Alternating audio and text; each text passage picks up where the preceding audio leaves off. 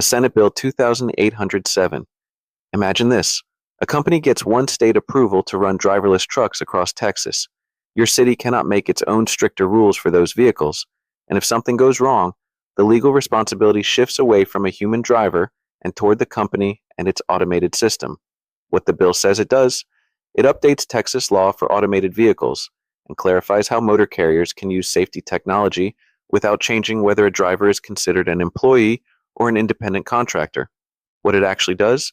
This means the state takes more control over how driverless vehicles are approved and regulated, while cities lose room to respond to local safety concerns. It also means trucking companies can use cameras, tracking, and coaching tools on drivers without that being used as evidence that those drivers are really employees. Companies gain more flexibility and protection, while workers in local communities lose leverage.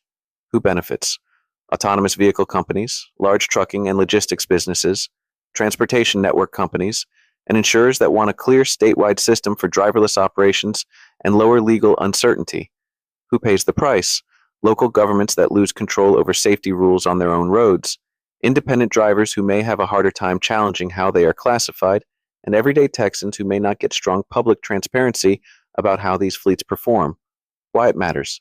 When the state gives long-lasting operating power to private fleets and blocks local governments from stepping in, that changes who controls the roads people use every day.